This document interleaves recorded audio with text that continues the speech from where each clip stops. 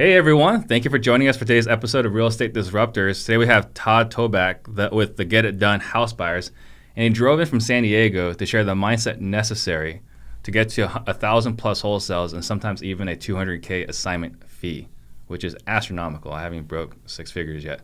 If this is your first time tuning in, I am Steve Trang, broker and owner of Stunning Homes Realty, founder of the Offer Fast Homes app, the only MLS for off-market properties. And I'm on a mission to create 100 millionaires. So if that's something you want to do, please let's connect on Instagram.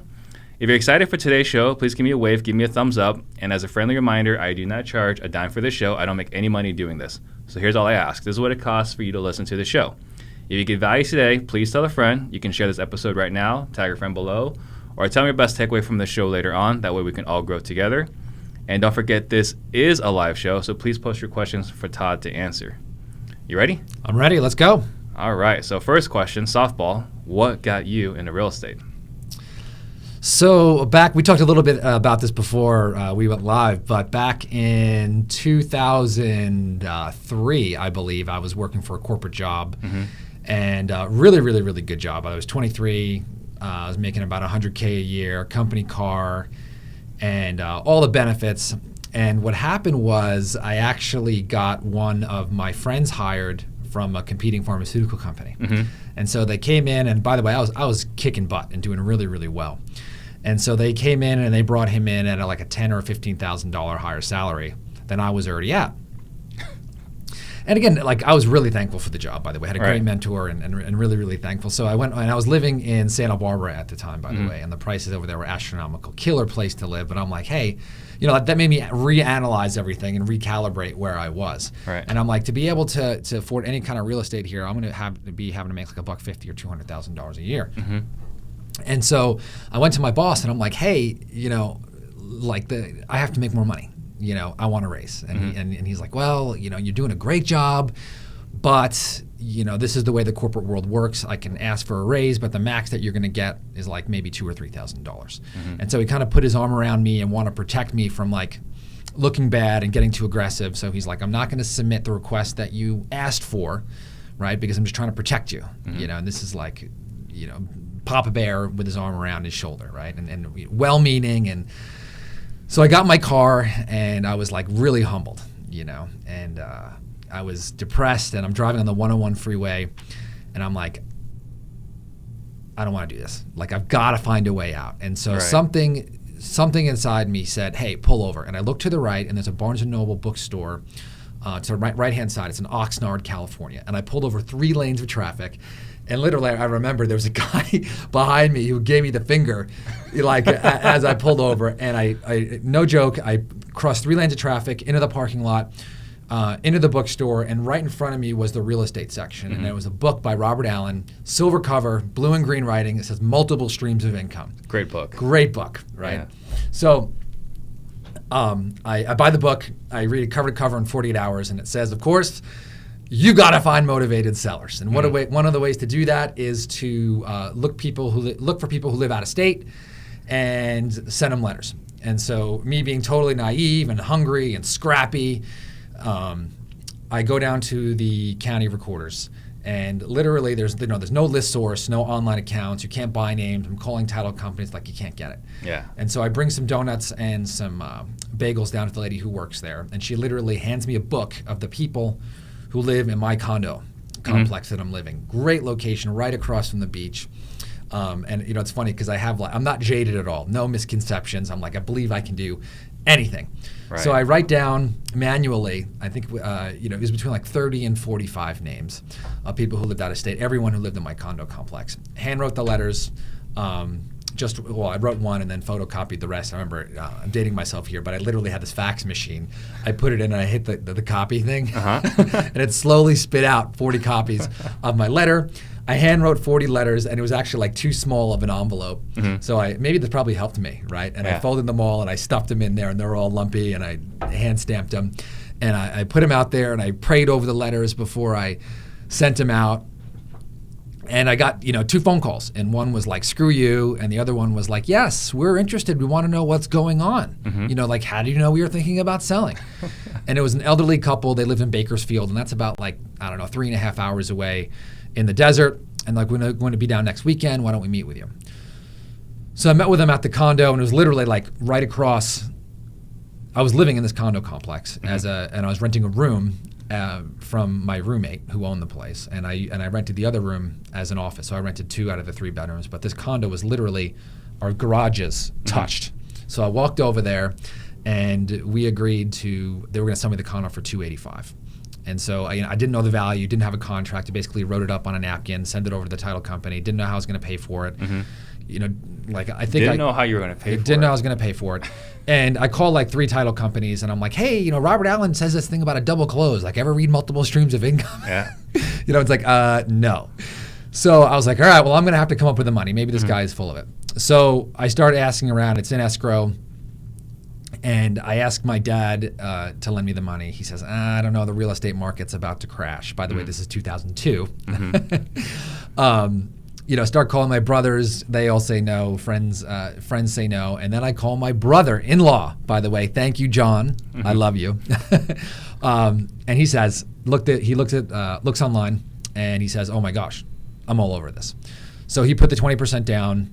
We got a loan from Washington Mutual, which is now Chase. Yeah, before they got bought. And so we bought it, and then we just stuck it on the market 2 days later. Got multiple bids, sold for like $386, I think. Oh wow, that's a great first deal. It was a great first deal, and so after closing costs and the loan, I think I cleared like $38,000, and John cleared $38,000. Yeah. So I'm like, okay, this it's real. Is awesome. Yeah.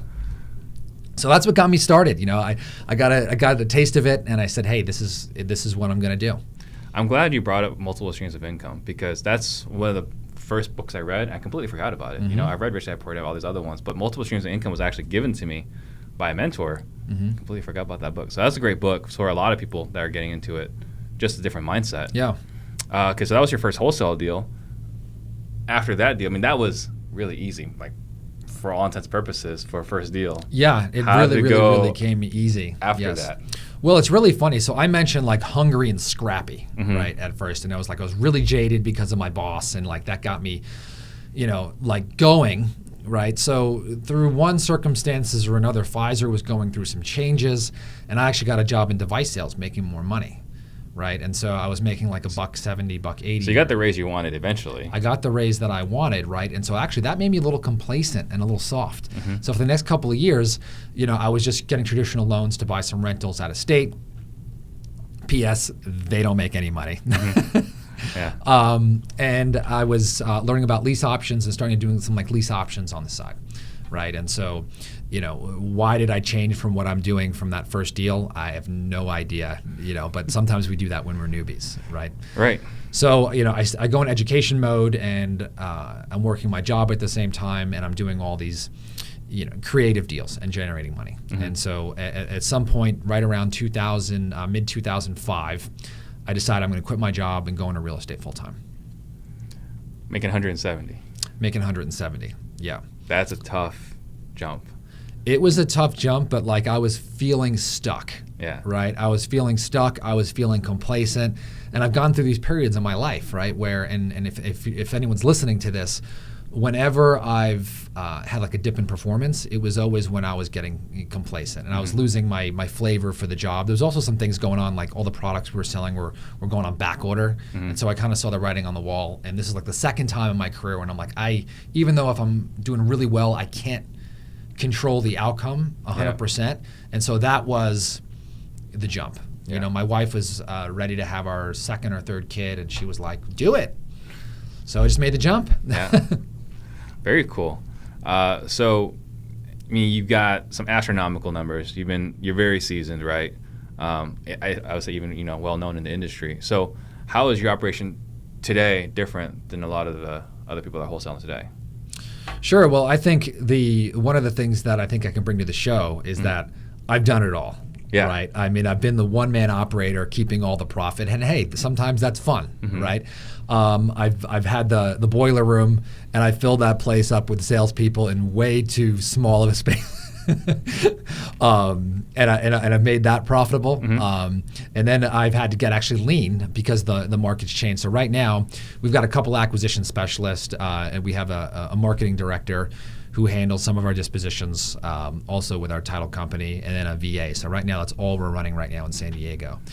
So let's talk about that. So how many acquisition people? 2 acquisition people. 2 acquisition people. 1 marketing person. 1 marketing person. Who also does disposition. Well, so we'll talk a little bit about how we do dispositions, and Okay. it's really, really changed the game for us. And anyone who's listening, by the way, I think a lot of times we get caught on what's going on in Facebook. So someone says, hey, this is the way it's done, right? And Shiny object syndrome. Shiny object syndrome. And so I want to share one tip with everybody here, something that I've learned that will save you a couple $100,000 a year if you do it the right way, and a lot of aggravation, a lot of complexity in your business. So we'll get to that in a little bit. So we have our title company handle most of our dispositions, so we'll get into that. And then we've got a really, really, really strong VA who works for us. And again, we don't treat them, I even hate the term VA, right? A really, really strong executive assistant who's overseas. We do have a 3rd acquisition specialist now who just started, who's working exclusively mobile home parks for us. But in our wholesaling business, 2 acquisition people, no lead manager in front of the acquisition specialist. I know people are really, really big on that. But we've always operated direct to acquisition specialists, and it's worked really, really, really well for us. So are the direct acquisition specialists cold calling? No, they're not. So what we do is we do direct mail, and then it goes directly to a 24-hour recorded message. And that's one of the ways, because San Diego, the market's crazy. Direct mail. It's funny, Sean Terry, I think you're going to have on the show here. Hopefully. I remember he was like the first person, to start any real estate podcast. He was also the first person to like mail on any kind of scale. And so we were friends at the time, and I remember him doing a podcast about sending out 30,000 pieces. Well, like, I'm a super competitive guy, so I was like, well, I'm going to send out 100,000. And so from there, I started like mailing more and more and more and more. Direct mail was my thing. I just loved it. At one point, we sent out 200,000 pieces in LA as like our first drop, and that was I do not recommend doing that. It's amazing that we made our money back. I think we broke even. If we did that today, it probably wouldn't have. When this is back in 2012 or 13. Yeah, you didn't test the market. You just went all out. We just went all out. Yeah. But direct mail has always been my. Direct mail has always been my favorite. And so as the market's changed, we've done different tactics, fine-tuned our postcard, although it is getting more challenging, but it still works. And then we do some text message marketing. We do also work with realtors, texting to realtors. That's a really, really strong channel of ours. So you mentioned a moment ago there's one tip that that will save people a lot of aggravation. Sure. So back in 2014 or 15, from 2011 to 2015, I used to have my assistant just run disposition. We used to email it out. And so we hired a sales manager, and he knew nothing about the industry. And sometimes this is really, really healthy. And so he looked at us, and he was actually working with Tony Robbins at the time as his sales manager. So he was kind of doing some consulting with us also. And so he looked at this and he goes, well, what is this disposition position like? He's like, this looks mostly administrative. He's like, well, you're just like sending out an email and you're getting everyone at the property at the same time. And we had a bidding system. And he was like, this looks like, like, why are you calling this sales? And I'm like, I don't know. Like, this is like how everybody does it. Right. And so we're looking at this, and he's like, why don't you just, like why do we need one person to handle this? This is the process. You send out an email, they're fully trained, offers come in. Like, what's the big deal, right? And I was looking at our disposition manager, and she was constantly like running around like a chicken with her head cut off, right? I mean, she's talking to the buyers beforehand, and all the buyers are calling her like, where do I need to be? Where do I need to be? And it was like there was a title issue. She was like all over that title issue, and she was calling the seller and saying, hey, you got to get this piece of paper in. And he was like, why doesn't the title company do this? Like, why don't you set the expectation that your title company needs to handle everything from getting the contract to getting the close? Any contact with the seller needs to happen. If the deal's falling apart, they need to happen. They need to verify the EMD is in from your seller. They need to hold that together. If the EMD is not in, they send out the cancellation without you having to know about it. Like, why don't you set that expectation? That's brilliant. I'm like, that's a lot of work. He's like, well, what are you paying them for? And I'm like, well, we only pay them like, like $650 on our side. And he's like, well, what does the other side pay? And I'm like, well, they pay like $850 a side, so it's $1,600. He's like, so they're making like $2,400, and you're saying they're not going to do this work, right? Totally opened my eyes, right? By the way, thank you, Rich, for that recommendation. Yeah, that's brilliant.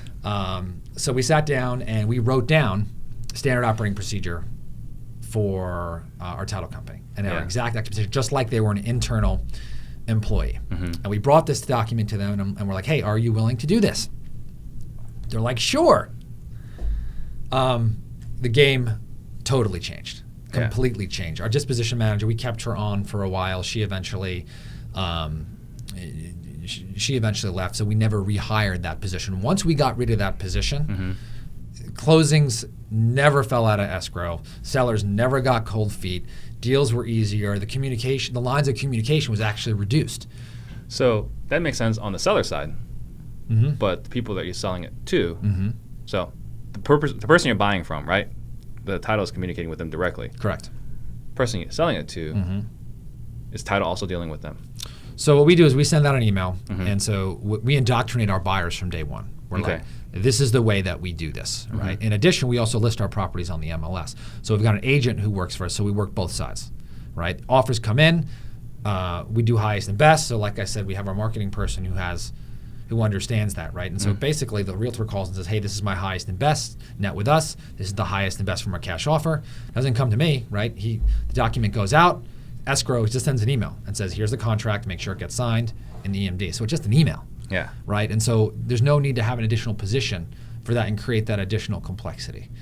I think before we used to complicate this process. And a lot of times when we had this disposition position, the buyers used to call our disposition person and try to find out where they needed to be. Yeah, a lot of negotiation, a lot of haggling.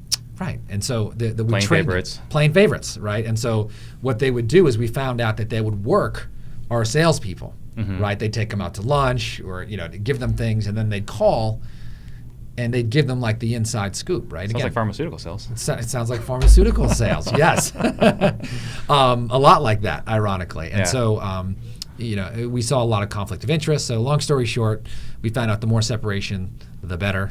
Ironically, our buyers started coming in higher. We said, hey, this is it, one shot, no haggling, and everyone came in their highest and best first time around. So, wow, that's a huge nugget. Yeah.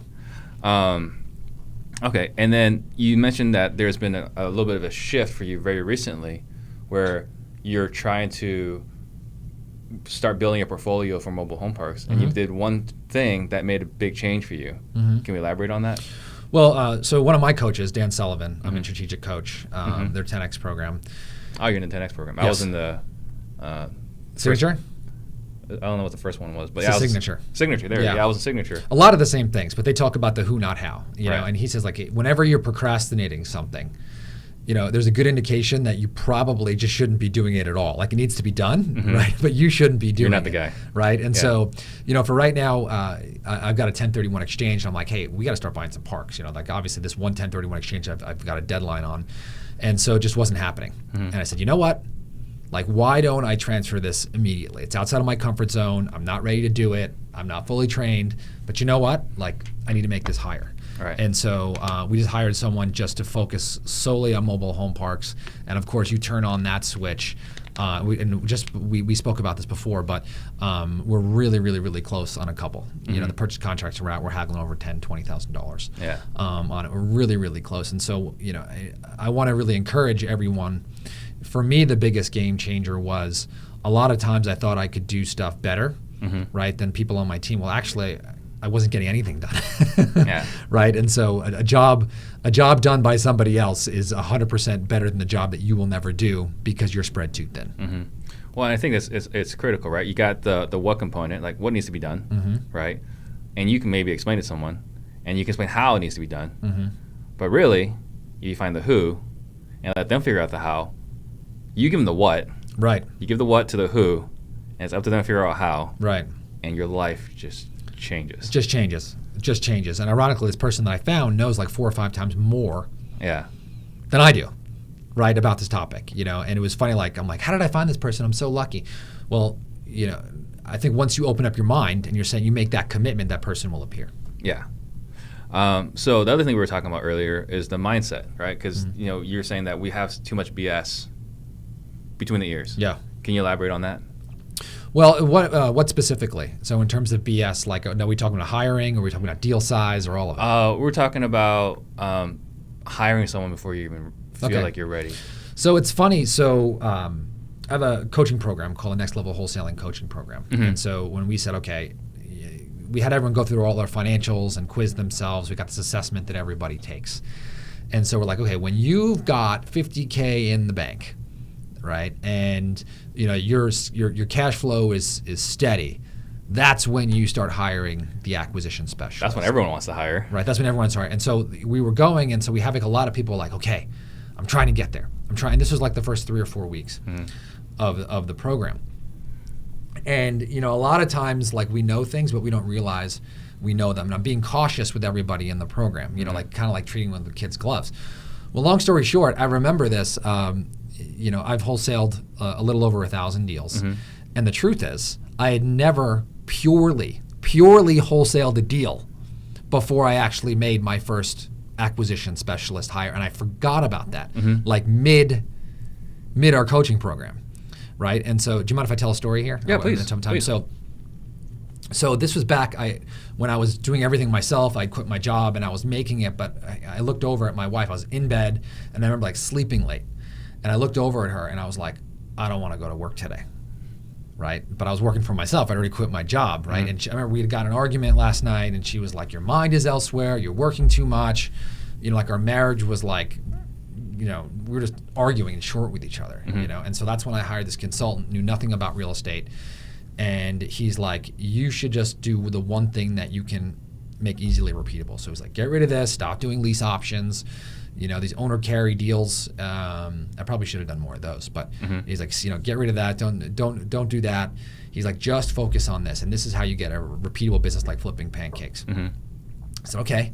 He goes, so go out and hire somebody. And this is before anyone was hiring, the word acquisition manager was even cool. I started looking around and spreading the word, and I got a referral from my really, really good friend, Evan. And Evan says, hey, I got my friend, he wants to get involved in real estate. Why doesn't he come, like, learn from you? Yeah. And so, again, I had never done a true wholesale deal before, right? But I knew that this is what we wanted to do, and so I wasn't even ready. Yeah. Like we were just coming out of the market crash. I didn't have nearly as much money in the bank. I remember the year prior, like I did like pretty much nothing, right? And as I was feeling bad for myself, and the market was changing, and it was like I made like $36,000 the year before, and I had all this fear. And at one point, the switch just came on and said, I'm committing to this. And I'd never done direct mail before, and I said, I'm going to send out 7,000 letters, and Brian is going to answer these from a 24-hour recorded message, and I'm just going to work with him until he gets a deal. Right. And I wasn't ready. And so the first week went by, and he was horrendous. The second deal, I had this selling system that I learned from a majority of mentors. Most of it was NLP. And I said, hey, I got to get what I have out of my head and on a paper. This is what my coach did. So then I started formally coaching him. And then the third week, we had a seller, and it was hot. It was smoking hot. 800 square feet house on Finch Street in El Cajon, and the house was vacant for like 25 years. And the seller's like, meet us down there. So I go down there with Brian, and the no electricity. We sit in like 103 degree heat with the lights off, and we lock up the contract. Yeah. And so after that, it was like game on. Right. Brian, and by the way, all those voicemails, like not everybody who's listening to this probably has the same personality as this, but I think the vast majority of people who listen to this podcast we're visionaries, and we're totally scattered. Yeah. And calling back like a bunch of voicemails gets like really, really, really quick. Yes, right? it does. So Brian, by the way, here's another tip. I used to hire a lot of those crazy DIs, entrepreneur, crazy types, and those people are really good for a couple weeks, but then they burn out. Yeah. Brian was like more the steady and systems based, and so his voicemails used to come back, and he used to just like call them really, really steady, not too high, not too low, not too high, not too low, and it's one of the best hires that I ever made. So, long story short, I did that before I was ready. Brian worked with me for 4.5 years, made me millions of dollars, single-handedly made me millions of dollars.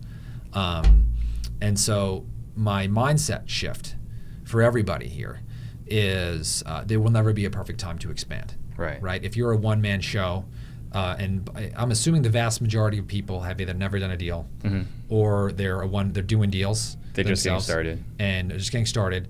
But my challenge to you, if you're listening to this, is if you're not getting stuff done, right? And it's because you're too busy or you have too much going on, right? You can hire somebody. Right. And I remember when I hired Brian, and this is crazy because I know I'm getting the minutia here, but my goal is to inspire. So literally, I had this office. I had to get out of my house. I would have been working in the bedroom in my house, right? But I think it was my third kid. My wife had just had our third kid, and I got pretty much kicked out of my office. And I got this junky office in the worst part of town. And I remember I negotiated a 6-month lease for $275, right? And there was a homeless guy in the back who threw up every single day. It was like nasty, right? But it was my place, right? And I got this picnic table from Costco, and I put it in there, and that was Brian's first desk. Brian showed up, I opened it up, and there was literally a barbecue stain on Brian's desk, right? And so it was funny though, because all you need to do this is passion and the willingness, because I had that and Brian saw that, and there was a little sink in there. I grabbed it and I washed it off really quick. I was like, bam! I was like, we bust through barriers. I was like, that's what we're gonna do, right? And he fed off that. Yeah. He knew that I didn't know what I was doing, and this was my first hire, and I was here, but he believed in me because I believed in what we were doing, and I didn't hide anything from him. It was right there. So he also, by the way, worked on 100% commission, no base salary, no nothing. And so my challenge here is, you're like, well, I need this and I need that. No, you don't. Yeah. Well, I think this is a great challenge, right, for a lot of people that are getting started. And I liken this when I'm talking to some other friends, is that there's no perfect time to get married. There's no perfect time to have kids. There's no perfect time to quit your job and start a business. Right. And an extension of that, there's no perfect time to hire. Right. You need to hire as soon as things start falling. As soon as things aren't going the way they're supposed to be going, it's time to hire. Right. And one of the great lessons I got from Darren Hardy was that you're not paying someone 30, 40K or whatever. Right. You're financing talent. Yep. Because once they're not good, you get rid of them. It was a $2,000 expense, whatever. Yep. $3,000 expense. It's not a $40,000 commitment, which I think a lot of people have in the back of their mind. I don't have $40,000 to pay this guy. Right. So, yeah, if they're not producing an ROI right off the bat, then. Well, you said something just really awesome, and that was, if you actually take a look at your risk, right, is that even if you pay someone like $2,000 a month, right, by week 6, week 7, you're going to know. Right. And so you're only out that portion. You can have a hard stop, and if you think about okay, the risk here is $6,000, but if I do this and if this works out, this is what this will give me, right? That's so right. Yeah. So we had some questions here. It was Daniel Barbosa wants to know: are you still doing business in Santa Barbara or California Central Coast? No, mostly San Diego, San Bernardino, and Riverside. We've expanded out there the last 5 or 6 years, but really we're doubling down on San Diego right now too. Yeah. And then, see, how many total people are on your team again? We've got our 2 acquisition specialists, our marketing director, and our VA. That's just on our wholesale business, right? Okay. So, and then Brandon also wants to know, if you could pick only one from marketing to use for the next 12 months, which would it be and why? Ooh. The one that's, if you already have one that's producing, right? Number one thing, do not get shiny object syndrome, right? Focus on what you can do. So I tell people our next level coaching program is, everyone's like, oh, how much mail do I need to send out for my new acquisition specialist? Another story, okay, is right now, well, I'll tell the story first. So we had this guy work for us, Sterling. And I said to him, he was like a second or third day, and we had all these leads in here. I go, right now, there is $200,000 to $300,000 sitting in your database. All right. And so the first day he was calling our database and he was getting a lot of dead wood and getting nowhere. And he was like, if you say so. And I was like, this might not work out. But I'm like, I'm telling you, it's there. And I transferred this energy, got him really excited. And I was there with him. And literally, and we can get into also deal size here. So he's got this seller he's talking to, and I'm looking at the ARV, and it's like 670. 680, and I'm like, I think we can wholesale this for, no, I'm sorry, 780, 790. I'm like, I think we can wholesale this for 590. So he comes to me, and I'm like, the seller has had this house vacant for 2 years, and he talks to her, and she doesn't sound that motivated on the phone, right? Like I would say, like if you're listening, you're like, I give her a 4 or 5. She's like, I'm thinking about listing with a realtor, and I've had it vacant. I might keep it vacant for a couple of years. I might rent it. I might sell it.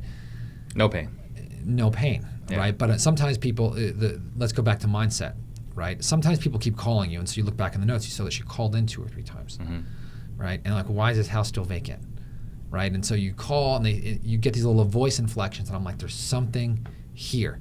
Now the beauty of this is I would have had the patience or time to follow up with it, because he called up, he's like, hey, I have these 3 leads, this is what I'm working on, right? Never would have touched it. So he comes in, I'm like, there's something here, I want you to work this.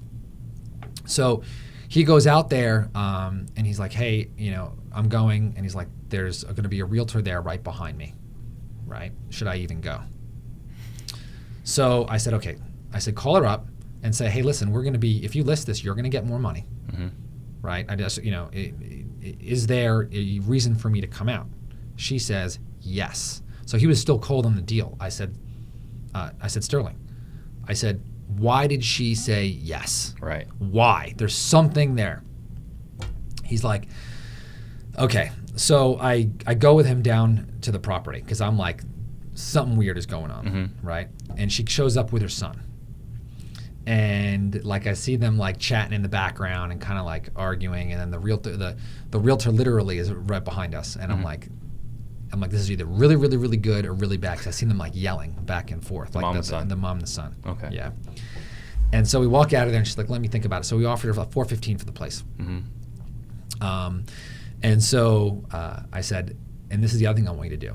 I want you to, she was talking about Zillow. So I said, hey, like, why don't you tell her what she can list it for? And that way we can really understand. That way you'll anchor her and say, hey, listen, if you list this, right, you could probably get like, somewhere in the 600s, right? And so he did that. He's like, you're crazy. So we walk out of the place, and long story short, she calls him back the next day, and she's like, I'll take it. And so literally on the purchase contract, we wrote down Zillow value like 620 to 630. Like he literally wrote that on there. Got the thing, wholesale it, made like $175 on it. $175 from a lead sitting in the database. So going back to your original question, if you've got a database, I think it's really, really, really important to focus on that database. So you're like, well, Todd, what does it have to do with your marketing channel? Well, I think a lot of times if you're talking to anybody, keep talking to them. Number 2, don't get distracted with the shiny object. So every time that you add another marketing channel, you're adding complexity. Yeah. Right. So I know like cold calling right now is, really, really, really big. Well, you're going to have to hire cold callers or outsource it, and there's going to be a lot of unqualified people there. So I'm not saying it's bad. It's just like an entire new set of problems and challenges in your business, right? Yeah, more things you have to take care of. More things, right? Same thing with text messaging, right? Same thing with PPC. So my recommendation to you is if you're already using one and it's proven, right, stick with that one and make it work. Yeah. Even double down on it. Even double down on it. I still really, really, really, really love direct mail. It's very, very simple. You could run it to a 24-hour recorded message without having a lead manager. And eventually, if you send out 10,000 postcards, it's going to cost you $3,900 max. It should be $33 if you're selling small postcards. Calls will come in. But it's really, really important that you not look at your 30 or 60-day return. Now, that might be hard if you're totally broke, right? If you got a job, you got to work a job for a period of time. Yeah. But you got to look at the ROI over a 2-year period. And that's actually how we make it in San Diego, is if you look at our ROI on direct mail over 6 months, okay, I mean, it is like nasty, right? But you can imagine how that $175,000 deal that we just talked about replenishes a lot. And so that's where really understanding your numbers really comes into this, right? Now, if you're a one-man show, there's no room in your brain to even think about this stuff, right? So now my challenge here is a lot of people think, it's the chicken or the egg. Start thinking about what the real numbers are, not 30, 60, or 90, but what the numbers look like after 6 months and a year, and stick with that. So I know that is vague, right? But pick one and stick with it. And if you work it, you'll probably make it work. Yeah. Is there any message on your direct mail piece that, you think gives you an advantage over something? Because direct mail is not unique, right? People do direct mail. A lot of people do direct mail. But it's obviously working for you. Is there something in there that you think gives you an advantage over other people? So this is pretty controversial. A lot of people disagree with me, but it's really, really worked for us. And so what we do is we send out large postcards, and it says exactly what we do, but it's got the Chris Chico call 24-hour recorded message, no one will answer on there. So we do that to boost our response. That doubles our response rates. So it's like a 1-800 hotline? Well, it's not a 1-800 number, but it's a 619 number for us. And so we'll squeak out a 0.67% response rate with that. If we don't use that, it takes it down to about 0.25%. So with this, we get a lot of garbage calls, right? But with that, you get people who would have never have called. And so 40% of our deals come from hangups and missed calls, right? That deal that was the $1.75, I remember that specifically, that came from a missed call, right? And so there was no voicemail. You just called it back. Well, somebody else called it back, but that had gone through 2 acquisition specialists. I think he was the 3rd. Right, and that lead was like over 2 years old. So, and again, that never would have happened if I didn't have somebody else, doing that. There's so much dead wood in your database, but there's also diamonds in there, right? So if you're not able to do that, you're throwing away money, and the numbers won't really, really work. I think the same thing in cold calling. I think you've had Brent on the show before. It's tough as a solo operator. Oh, it's a nightmare as a solo operator. It's just way too many moving parts. If I didn't have a partner, there's no way this would work for me. So we're talking about the 200K spreads. Well, I guess we'll start with a fun tidbit. What is your biggest spread you ever done? 237,000. All right. So on that one, where did that come from? Well, pretty much, again, direct mail is like our one and only. We've run PPC before, but in San Diego for us, it's not really profitable. But that came from direct mail. And that one was a laydown. Okay. Now I don't want to set any crazy expectations. I'll send mail. You'll do 237. That one was a laydown, but one of our acquisition specialists picked it up, and believe me, again, I would have never have picked it up. Right. So let's talk about mindset for a second. Okay.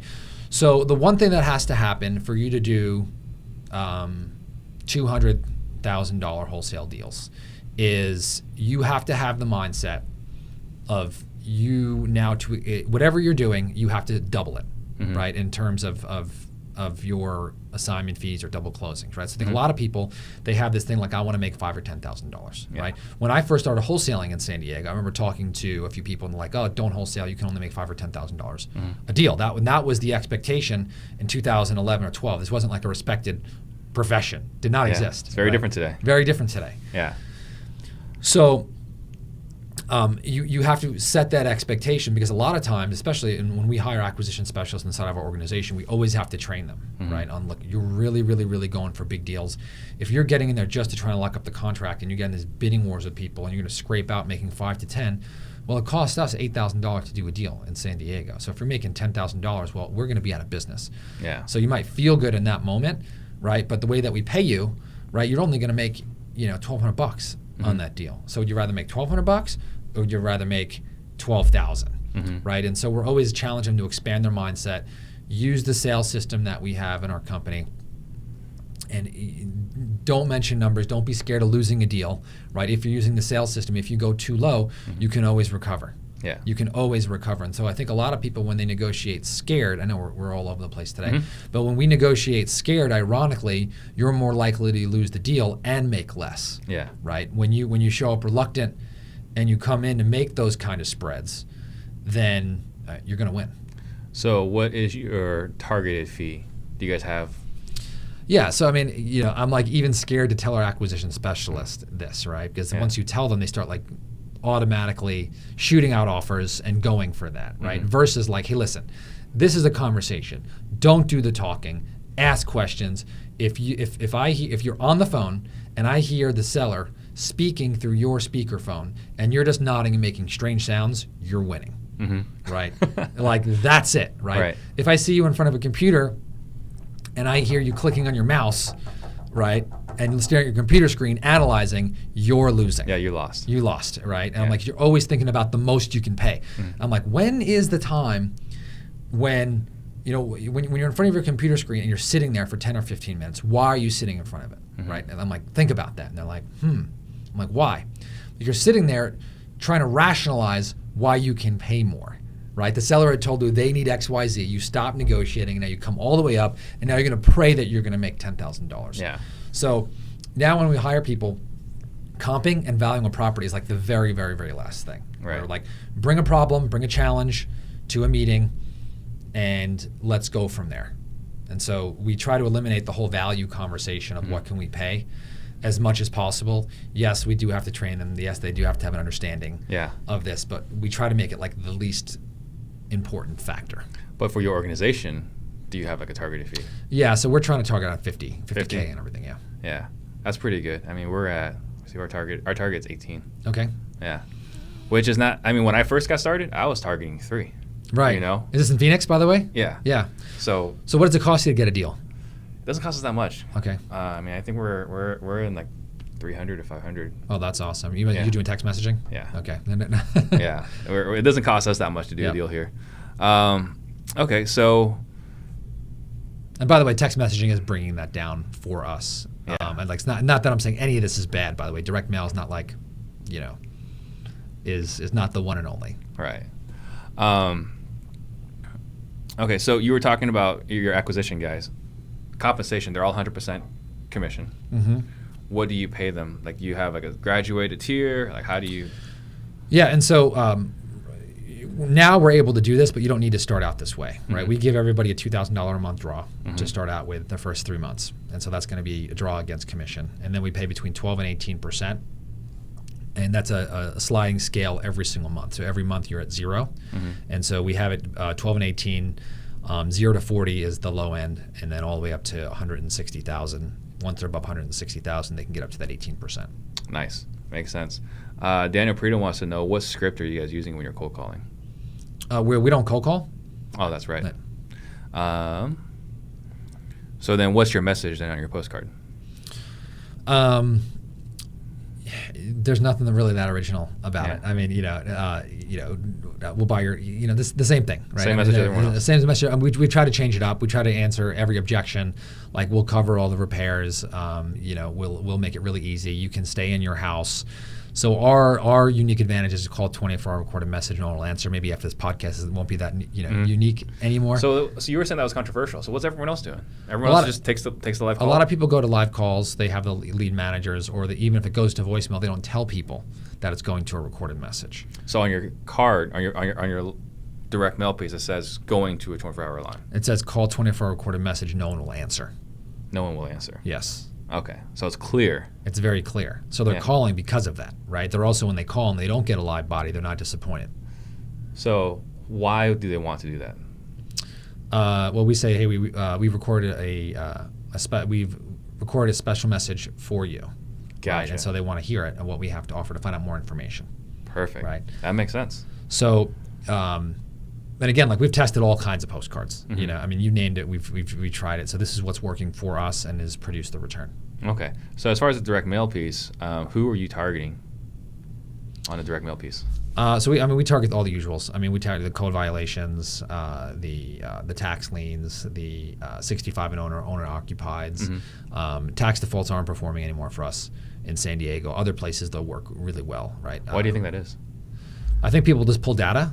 Well, one of two things. Here's my theory: is that either one, it's getting hit really, really, really, really hard. So like NODs, notice defaults in San Diego, like no way. They're just getting killed. I think tax defaults are the same way, or the data's pulled differently. But in San Bernardino and Riverside, tax defaults were great. Yeah. And so and by the way, like before I hired someone for my marketing, it was like I loosely kind of knew these things, right? Versus now, Brett on our team, like, I don't even schedule any of the mail. I have nothing to do with it. He's like, hey, these are the lists they're performing. These are the lists they're not. This hasn't performed the last 3 times. Can I axe these? Right? And I'm like, well, now that you told me that, what do you think? And he's like, yes. He's like, oh, I'm just checking. Okay, great. This like 3 times better than I do. Right. But because I think he doesn't want to get fired for it. He doesn't want to get fired for it. Yeah. So then, is Brett tracking your KPIs? Yes. So what are the major 2 or 3 KPIs you're tracking that were critical for your business? ROI on marketing, we found out, is because you can. It's really easy to feel great about the deals that you're doing and the deal sizes, right? So you got to look at your ROI on your marketing. That's one of the number one KPIs that we look at. We also look at leads per deal.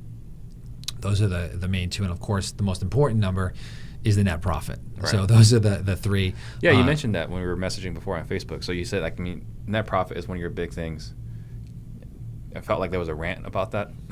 Yeah, so it's funny because like in the land of Facebook, so I get a lot. I look at a lot of P&Ls. Through your program. Through my program, right, or prior, and so a lot of people, they'll say stuff on Facebook, right, and then all of a sudden you dig into the P&Ls, you ask about the P&Ls, and it'll give you a totally different answer. And so a lot of people have these. I mean, the market's changing, so I'm going to be really real on this podcast right now. It's getting more challenging. There's a lot of competition in the market. I don't know if you guys have talked about that on the show. We haven't talked about it a lot, but it's reality. It's reality. Yeah. Right. And so you have to get better. Right. If you want to make this work, and if you're just coming in, I want to encourage you. This can be done, and you can make money. But the market is maturing. So when I first got in and I talked about those 42 letters, right, that I got an $80,000 deal that I had to split two ways, that was awesome. But the market was very forgiving. There was no competition. There's no competition, right? So now we're at a spot where podcasting and YouTube and Facebook Lives and everybody is marketing, right? And so you're going to have to get better and understand those numbers. And so more mature industries, like one of my friends, he has it's a $20 million mortgage company. I mean, this guy, it's so competitive. It's brutal. It's brutal, right? Yeah. Well, and I'm like, well, how do you outbeat your competition? He's like, I know my numbers. I know exactly what works. We're all over everything. If something is not working, right? He's like, we turn the dial. He's like, and every time I've gotten in trouble, I've taken my eyes off the numbers, right? And so if you're new and you're trying to prove this real and you're trying to get that first deal, like, I get it. Like, that's what you should be concentrating on. You shouldn't be focusing on spreadsheets when you're trying to just get your first deal. But in very short order, you got to know if you're making money. And so I think a lot of people don't know that. And they set up their businesses based on ego. So they're like, hey, I've got 4 lead managers and 10 acquisition specialists and my local administrative assistant and my operations manager and all this. And then you ask them how much money they're making, and they're not. It's really funny because I come from the traditional world, right? I'm still in the traditional world, but added wholesaling to it, right? And I thought it would be different in that there wouldn't be as much ego, and that people would run businesses based off profitability. Right. Because that's not how it's done in the traditional world. The traditional world is about how many transactions you do, how big your team is. Yeah. And I thought in going wholesale, like, oh yeah, it's you've got more money per deal, your margins are higher, so it should be a more profitable business. Right. And that's not necessarily the case. That's not necessarily the case. Well, the other part about this is people will spend, if you're not paying attention to those numbers, you will spend this money in your business accounts, right? And so, and this is really true with mobile home parks. Is that you have to change these dials, right? And these little dials, and if you change these small little dials in the business, right? You raise rents $100, you bill back the water, right? There's 3 or 4 vacant spaces, right? You fill those spaces, and it's not one thing, right? It's all of these little little things that come together, right, and change everything. And so you mentioned one of my all-time favorite authors. Well, he's who wrote one of my all-time favorite books, and that was The Compound Effect. Yeah. Right? I mean, if you did nothing else, right, forget the show, forget all the real estate, you just read The Compound Effect and read it like 4 times a year, right, you'd really, really, really understand how these small things in your business really add up. And so for a while, I got, in my businesses when there was no competition, and I mailed out 200,000 postcards. A lot of people are like, Todd, oh my gosh, you have such big balls. It's like, no, I was sloppy and I was lazy, right? I don't want to sit there and say, okay, what are the important zip codes here, and how am I going to handle the calls, and how am I going to do it? You don't want to be strategic. You just I don't want to be strategic. I just wanted to do it, and I want to say, okay, I'm going to spend, $70,000 for these postcards, and I'm going to pray, $350,000 comes back, right? Yeah. And so it's a miracle I made that money back. Okay, so we talked about, so how many deals are you doing right now in San Diego? 70 a year. 70 a year? 70 a year, yeah. Okay. And then, running, all this direct mail pieces, that's not a cheap business. How much are you spending a month on advertising? Just through direct mail or PPC? All of it. So last year, we really focused on pulling as much money out of the database as possible. I'm going to answer your question here in a second. And so it's important, again, to look at that 2-year look back. Yeah. So in 2017, we're not really sure direct mail is going to even be working at all. Does that make sense? Yeah. And so that was we're really looking at the numbers. And so Brett, he's like my counterbalance. He's like, listen, you need to do a 2-year look back, on what we're doing, right? And so we agreed that we were going to send out 5 leads per day per rep. That no matter what, every single week, 5 leads per day per rep. That's all they were going to get, and they were going to have to pull it out. So last year, we only spent $170,000 on marketing. Oh. Yeah. I mean, for the grand scheme of things, that doesn't seem that much. Doesn't seem that much. Yeah. I mean, it'd be crazy. I mean, I couldn't do that today, but the deal size and the volume you guys are doing. You were saying that's small or a lot? That's a lot. So for us, that was a lot less than what we were spending. I know. Yeah, it was an improvement for you. But Yeah, for us, for us, man, yeah. I couldn't go No, spend so that we would today. have gone totally broke, right? So I mean, we were making a ton of money, more money, and then all of a sudden it just started. 2016, it was cratering. We're like, what are we gonna do, right? But that goes back to getting better. So it is a lot of money, but when the business is up and running, right, and now you're paying attention to the number, that just gives you more confidence. Right. It gives you more confidence. And so ironically, it was exciting when you could just spend and get that money back, right? And the market was very, very, very forgiving, right? So for now, we're like, hey, how can we spend less? How can we spend less and getting more? And so we're spending a lot of time on sales. You know, we're looking at text messaging right now and experimenting with it on a small scale. And one of the things that can happen with that is you have too many leads and the guys stop closing because their mind is totally flooded. And that's a challenge that we're facing right now. Okay. Because we have 2 people handling all the text messages, man. and they can't get through all of it. Yeah. So in your program, you're talking to, how many students are in your program right now? Oh, between 40 and 50. Okay. So when people are coming in, what are you typically seeing as far as profitability goes when they're coming in? All over the gamut. Over the gamut. It's funny. We have one person who came in who was profiting about $500,000 a year, and just took down an apartment building that's going to be in $2 million in equity, right? So there's one, and their profit margin's 70%, something crazy, right? And they're doing all the acquisitions themselves, right? So now they're bringing somebody on that's there, right? And then I have somebody who had who's hired and fired, and had 6 cold callers, and they were in 7 markets. And I'm like, well, how much money did you make? And they're like, I don't think I made any. So we have we had a requirement hey, you had to be grossing a certain amount, right? And then quickly in short order, we're like, well, this is not relevant in any way, shape, or form. Yeah. So now we've had to done at least 10 deals to get into the program, and then we adjust your profitability from that point. But it's all over the gamut, and again, we have people on the tail end, right? We have one person who's netting $1.4 million in some small market. Won't let us use his name or give a testimonial or anything. super private. Yeah. Doesn't even have a Facebook account. Yeah. So and then we have students in the Carolinas now netting $300,000 or $400,000 with a fully functioning team. But as far as percentages, what is a good targeted, for you, you said? Yeah, so for me, my size team right now, right? Only 2 acquisition specialists. It's going to, we're very limited in what we can mail right now in certain lists in San Diego. So for me, we're targeting 42%. Yeah. For our own business. But I tell people, look, if they have a 3-man team or a 4-man team, they should be targeting definitely above 40%, right? Anything above, if you've got 3 or 4 people and you are in that 10 or 20 range, there's a problem, right? There's this no man's land, and the no man's land, and I learned this from scaling up, is between 1 and 2 million, right? So if you're at $1 and $2 million, you can run at that 40% profit margin fairly easy with a very small, my size team, right? You take out the disposition manager, like I spoke about. You go, you work on your deal size. You have an agent list your properties, and so all of these things, these little levers that we've used to tweak that. Once you start filling offices with cold callers and you have the disposition manager, I don't think there's anything wrong with that, but you've got to be committed to go to 10 million. They talk about this, right? Yeah. There's this valley of death. And so, you might be able to run that thing at 25% profit margin, right? And you're going to net $2.5 million, and there's nothing wrong with that, right? But you just got to be really committed. If you think you're going to run at $4 million, $5 million, and run at 40% profit margin, it's going to be really challenging.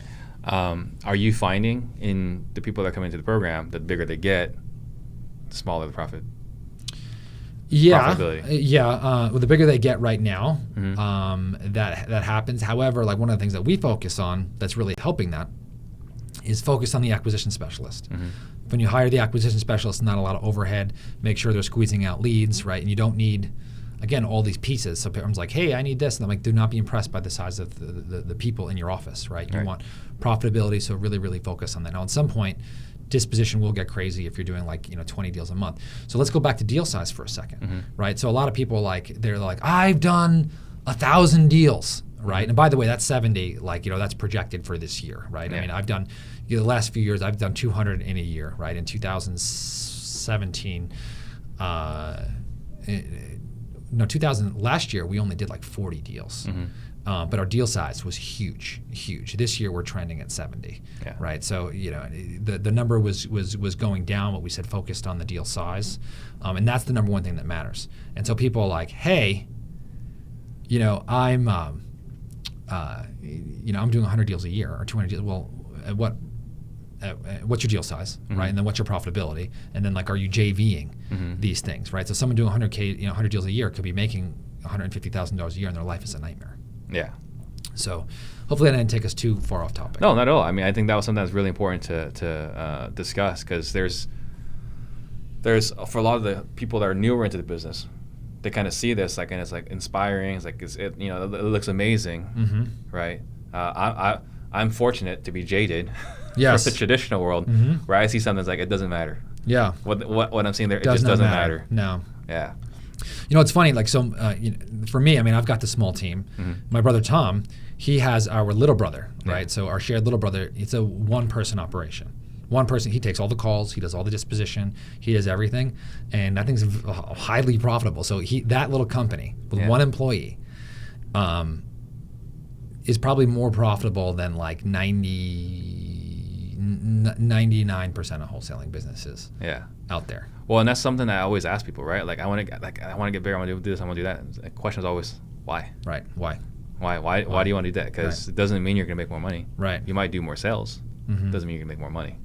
So, if you want to get bigger, you're just going to have to commit. It's a whole new skill set, right? You're going to have to become a leader. You're going to have to be able to handle stress. You're going to have to be able to see your profitability go down in the short term. You can get it back up, but it's a commitment. It's like when at every level there's another devil. And that rhymes. That's good. So Douglas Kim wants to know, how often are you funneling new chunks of leads into your system, and how long are you marketing to them until you turn off the marketing? Great question. So for me, that time I told you I mailed out 200,000 postcards, that was pure ego and emotion and sloppy and lazy. And so when you do that, the calls come in. So one of the worst things that you can do for anybody is give an acquisition specialist too many leads. Because here's what happens. And I'd really, really, really like to focus on acquisitions here for a second, because this is where most people get tripped up. So what happens is that when you have someone working for you, they have these leads come in, and all of a sudden they start getting nervous when there's too many, because they're not able to get to them fast enough. So we talked a little bit about the text messaging here. So when this comes in, the leads start piling up. If you've got Podio, you see red everywhere, right? And all of a sudden they start just looking for the low-hanging fruit. And anyone who's not ready to jump off a cliff, ready to sell their house right now, 50% on the dollar, is click, and they're off the phone. Right? And so basically more leads equals zero deals. And so we learned, in addition, before I hired someone to do this, and you could have a VA do this, it just takes 4 hours of discipline for you to systemize this for them, is slow and steady wins the race. It's really hard for us visionaries to do that. We always think more is better. 5 leads per day per rep is way, way more than anyone can handle. And I'm talking hang-ups, take me off your list. That's on a 24-hour recorded message. Because think about this for a second. Is you call 5. Out of those 5, right? 3 say, you never go to hold the 2. One says take me off your list. One is completely not motivated and wants retail, and one is like a maybe. Is that fair to say? Yeah. Right?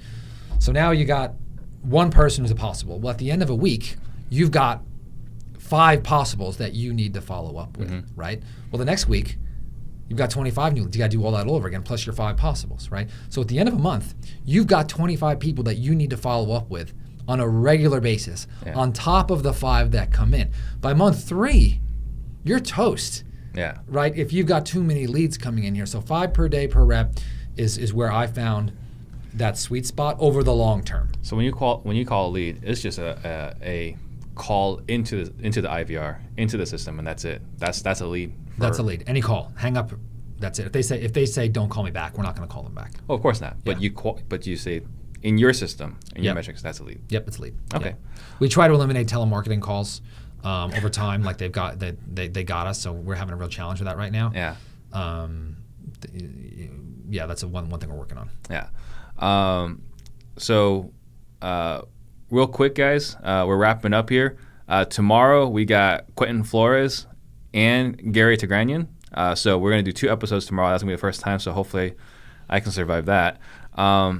What last message do you want to leave the listeners with?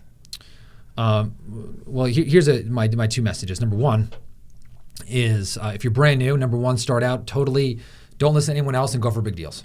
That's my number 1 thing, right? If you get one deal for $7,000 and I don't know where you live, but if you spend $3,000 to get it, you're in trouble, right? So go for the really, really big deals. Open up your mind. Don't get scared. Don't negotiate scared. Make it happen, right? A lot of this is going to happen on the follow-up. If you've been talking to a seller for 6 months and no one else, you've got the advantage. Go for it and make it happen. Second thing is hire before you're ready. Right? If all of a sudden the leads are falling behind, everybody in our next level wholesaling program, by the way, we always say, you guys are the worst acquisition specialist I've ever seen, right? Like you should be fired, right? And so this once is they do boot camp, but I'm like, once you realize that you're really bad at your job, right? As locking up these deals, right? Then fire yourself, hire someone, and it'll be the best decision that you've ever made. If it's okay, I've got an assessment. Can I give somebody a website for assessment? Sure. So if everyone goes to nextlevelwholesaling.com, nextlevelwholesaling.com, there's an assessment that you can actually take. And I wrote this for myself to rate myself in the 4 core areas of my business every 90 days. And it goes to all the way where you're like running around like a chicken with your head cut off, right? To all the way down where it's fully operational, stress-free without you, right? That's like the ideal, right? Of course, you're never going to be at that, right? High end. But the 4 core areas are marketing, acquisition, disposition, and your cash flow. So if you go to nextlevelwholesaling.com, you could download it and take it. It takes like 2 minutes, and it's completely eye-opening. Every time Brett, my marketing manager, he's just like, hey, we need to take this again. Yeah. So download it, and it's going to give you that next step that you're going to need to take. Awesome. And if someone wants to get a hold of you, is there a way for them to do that? Yeah, so they can check out our YouTube channel. It's Lion Pride Real Estate Investing, or if they Google Todd Toback YouTube, they'll probably find it. You could reach out to me on Facebook or nextlevelwholesaling.com. They get on my email list if you take down the assessment. Awesome. Perfect. Thank you. That was incredibly helpful. I think helped a lot of people for mindset and even answer some of my questions. So awesome. That was really awesome. Thank you guys for watching, and thank you. Thanks, Steve.